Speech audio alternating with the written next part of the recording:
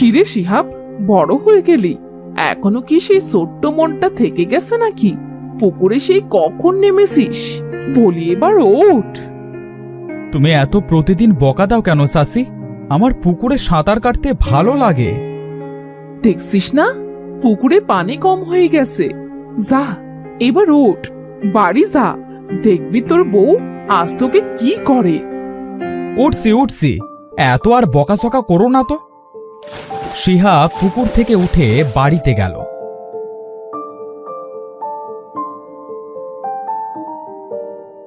বাড়ি গিয়ে দেখল বউ তো ভারী রেগে আগুন হয়ে বসে আছে।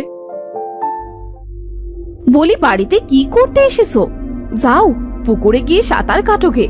তোমার খাবার দাবার সব পুকুরেই দিয়ে আসবো। ও বউ, তুমি রাগ করছো কেন?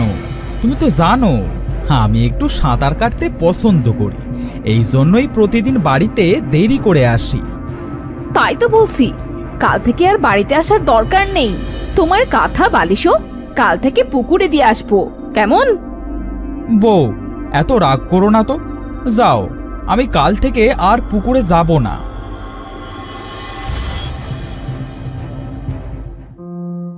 শিহাব বউয়ের উপরে অভিমান করে ঘরে গিয়ে শুয়ে পড়ল আর নিজে নিজে বলতে লাগলো, সেই ছোট্ট থেকে পুকুরে গোসল করবার জন্য মানুষের কাছে বকা শুনি। আমার যদি একটা পুকুর থাকতো তাহলে আমি ইচ্ছে মতো গোসল করতাম, কারোর কথা শুনতে হতো না।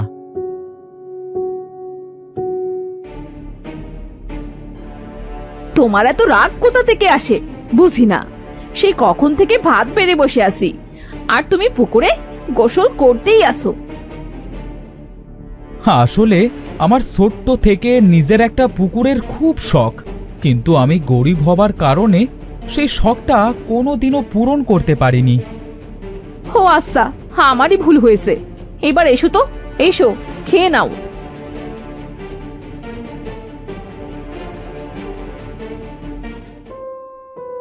বউ, হ্যাঁ আমি ভেবেছি নিজের একটা পুকুর বানাবো, কিন্তু কিভাবে যে বানাবো তাই ভেবে পাচ্ছি না। তুমি কি পাগল হয়ে গেছো? আমাদের তো ভিটে বাড়ি ছাড়া আর কোনো জমি নেই, তাহলে তুমি কিভাবে পুকুর কাটবে? ভেবেই যখন নিয়েছি তখন কেটেই ছাড়বো। দেখি কোথায় কাটা যায়, একটু ভাবতে হবে। সেদিন রাতে শিহাব পুকুরের কথা ভেবে এপাশ ওপাশ করতে করতে ঘুমিয়ে পড়ল।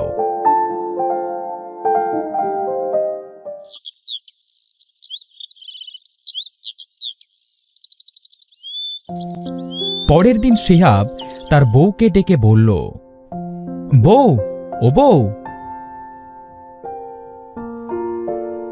আমি মাঠে গেলাম, তুমি মাঠে আমার জন্য খাবার নিয়ে যেও, কেমন? বাড়িতে আজ অনেক কাজ পড়ে আছে, তুমি খাবারটা খেয়ে গেলে ভালো হতো। না, সময় নেই, এরপর রোদ চড়ে গেলে আমি আর মাঠে কাজ করতে পারবো না।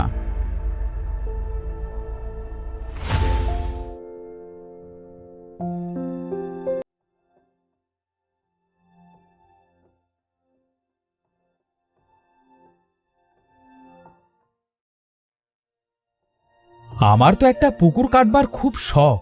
এই জঙ্গলে একটা পুকুর কাটলে কেমন হয়? দেখি তো, জঙ্গলের ভেতরে গিয়ে দেখি। শিহাব হাঁটতে হাঁটতে জঙ্গলের ভেতরে গেল। জঙ্গলের ভেতরে গিয়ে সে দেখল খুব সুন্দর একটা ফাঁকা জায়গা পড়ে আছে। বাহ, পুকুর কাটবার জন্য এটাই সুন্দর জায়গা। এই জায়গায় পুকুর কাটবো আর ওইখানে একটা ঘর বানাবো। আমি আজই এখানে পুকুর কেটে তারপরে ঘর বানাবো। যাই, গিয়ে বউকে বলি, দেখি সে কি বলে। শিহাব জঙ্গলের ভেতর থেকে বাড়ি চলে আসলো। বাড়ি এসে জঙ্গলের কথা তার বউকে সব বলল। তার বউ সব শুনে বলল, সত্যি বলছো? এমন হলে তো খুব ভালো হয়। তাহলে চলো আমরা আজই জঙ্গলের ভেতরে ছোট্ট দেখে একটা পুকুর কাটবো। তাই চলো, দুখানা কোদাল নাও বউ, আর ঘর বানানোর জন্য কিছু জিনিস।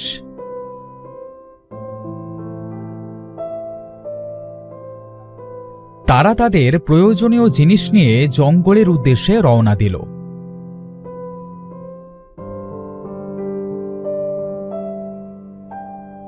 তারা দুজন যেতে যেতে জঙ্গলের ভেতরের পথে একটা হাতি শুয়ে চিৎকার করতে লাগলো। কেউ আসো আশেপাশে, দয়া করে আমার এই পায়ের কাঁটাগুলো সারিয়ে দাও, আমি সে হাঁটতে পারছি না।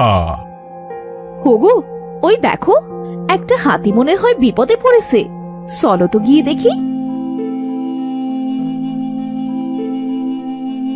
এই হাতি, এইভাবে শুয়ে আছো কেন? কি হয়েছে তোমার? আর বলো না ভাই, আমার পায়ে কাঁটা ফুটেছে। কাল থেকে এখানেই পড়ে আসি, কিন্তু কেউ আমাকে সাহায্য করেনি। দয়া করে তোমরা যদি আমাকে একটু সাহায্য করতে তবে খুব ভালো হতো। ওগো, হাতিটা মনে হয় খুব কষ্ট পাচ্ছে। ওর পায়ের কাঁটাগুলো তুমি বার করে দাও না।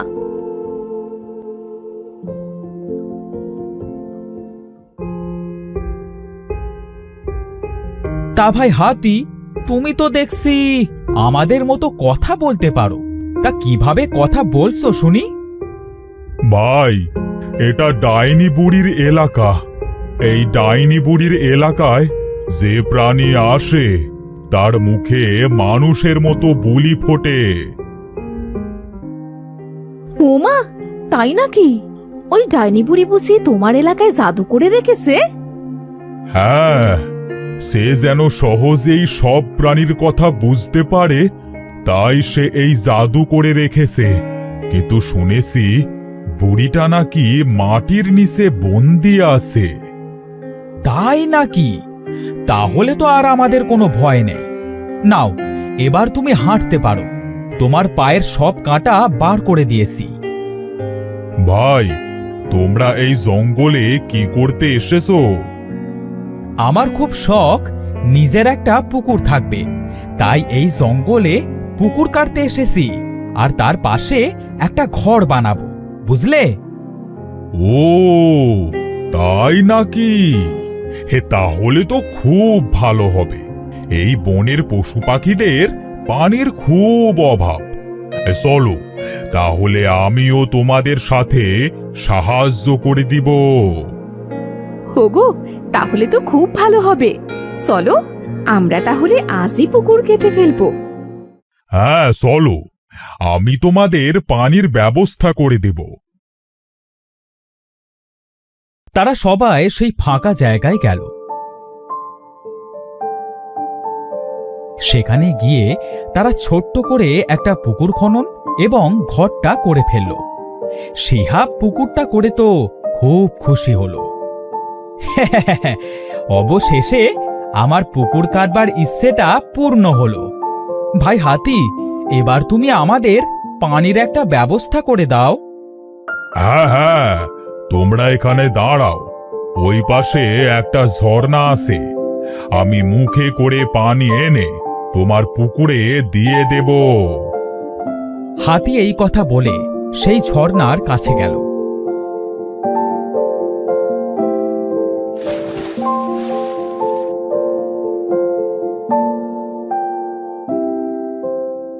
সে পেট ভরে পানি খেয়ে এসে পুকুরে দিল।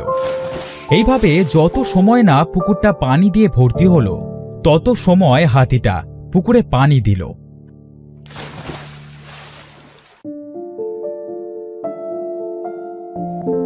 অবশেষে পুকুরে অনেক পানি হলো। তখন শিহাব হাতিকে বলল, ভাই হাতি, পুকুরে তো অনেক পানি হলো, আর দিতে হবে না। তোমাকে অনেক ধন্যবাদ হাতি ভাই, তোমার ঋণ আমি কোনোদিনও শোধ করতে পারবো না। ঋণ শোধ করতে হবে না। তোমাদের সাথে আমাকে সারা জীবন যদি রাখো, তাহলে আমি অনেক খুশি হব। খুব ভালো হবে। হ্যাঁ, তোমার কথা শুনে আমি অনেক খুশি হলাম। এবার চলো, আমরা সবাই একসাথে গোসল করে নিব। সেদিন তারা পুকুরে একসাথে গোসল করল। শিহাবের তো নিজের পুকুরে গোসল করবার শখটা শেষকালে পূর্ণ হলো। সে পুকুরে অনেক সময় ঝাঁপিয়ে গোসল করলো। হোগো, এবার চলো, আর গোসল করতে হবে না, আমার যে খুব খিদে পেয়েছে। হ্যাঁ হ্যাঁ, চলো চলো, এবার ওঠা যাক। তারা পুকুর থেকে উঠে খেয়ে দিয়ে লম্বা একটা ঘুম দিল।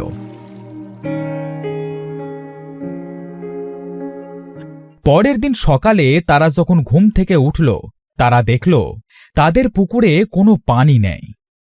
এটা কি হলো? আমার পুকুরের পানি সব কোথায় গেল? হোগো, ওই দেখো, পুকুরের মাঝে কত বড় ফাটল ধরেছে। নিশ্চয়ই পুকুরের সব পানি ওই ফাটলের ভেতর দিয়ে কেউ নিয়ে নিয়েছে। বউ, তুমি এখানে দাঁড়াও, আমি দেখে আসি আমার পুকুরের পানি কোথায় গেল।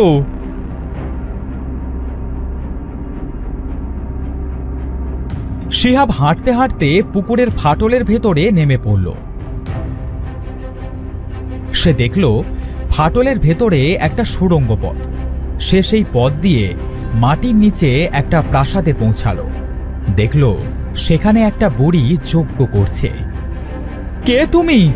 আমার এত শখের পুকুরের পানি সব নিয়ে নিয়েছো? আমি ডাইনি বুড়ি। হ্যাঁ, তোর পুকুরের পানি আমি নিয়েছি রে। এই 100 বছর ধরে পানির জন্যই আমি যজ্ঞটা করতে পারছিলাম না। তোর এই পুকুরের পানি দিয়ে আজ আমি যজ্ঞটা সম্পন্ন করলাম। মানে কি বলতে চাইছো তুমি? না, তোর ভয় পাবার কোনো দরকার নেই।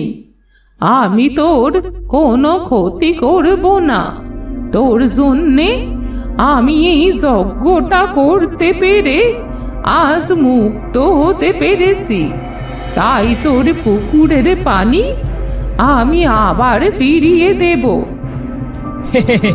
খুব খুশি হলাম ডাইনি বুড়ি, কারণ এই পুকুরটা আমি অনেক কষ্টে করেছি।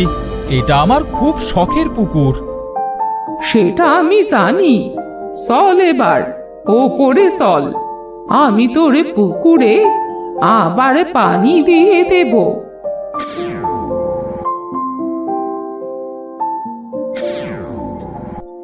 অনেকদিন পরে খোলা বাতাসে নিঃশ্বাস নিচ্ছি, খুব ভালো লাগছে।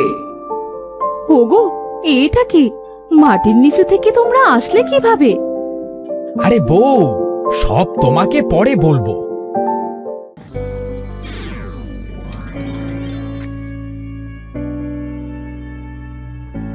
নে, তোর পুকুরে অনেক পানি দিয়ে দিলাম। এই পুকুরের পানি আর কোনোদিনও শুকাবে না। তোমাকে অনেক ধন্যবাদ ডাইনি বুড়ি। ধন্যবাদ দিতে হবে না। তুই যে আমাকে ওই বন্দি জীবন থেকে মুক্ত করেছিস। তোরা এবার থাক, আমি গেলাম। বউ, এবার শোনো সেই মাটির নিচের কথা।